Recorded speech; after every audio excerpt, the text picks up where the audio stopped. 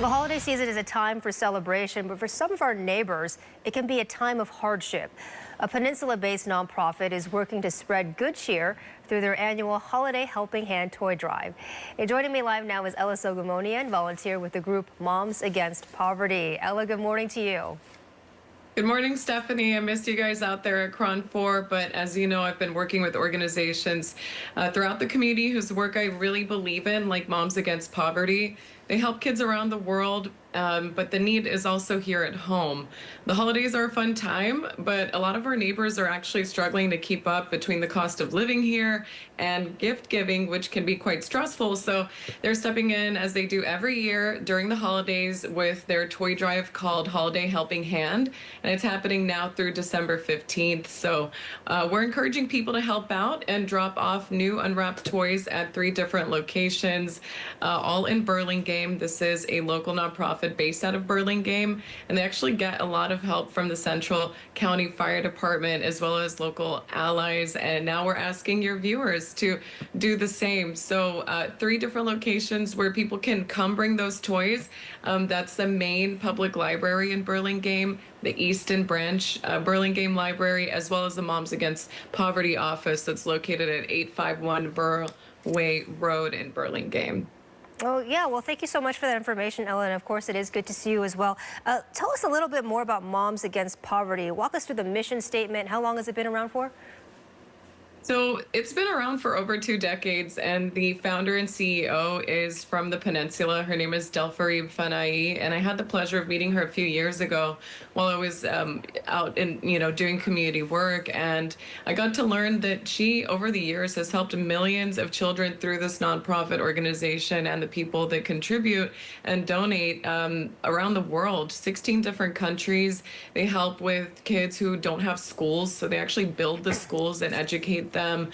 They provide medical supplies for children as well, and clothes and food. So a lot of it is hunger relief as well. So unfortunately, we are seeing these needs, like I mentioned, here in the Bay Area too. So they've pre-identified kids along the peninsula, and in the past they've helped 2,000 children wake up to a gift for the holidays. So we're trying to make that happen one more time, again, with the help of anyone out there that's able to do that. So, some people might not want to make the time to go out and buy a physical gift and drop it off. So they actually made it pretty easy for anyone to help. They have 2 registries, one with Amazon and one with Target, that they put up on their website, momsagainstpoverty.org. So that's another way that people can contribute to this fabulous organization that I've come to love so much. Yeah, and we were just showing some video. It looks like a lot of people out there doing gift wrapping. Are those volunteers or people with the organization?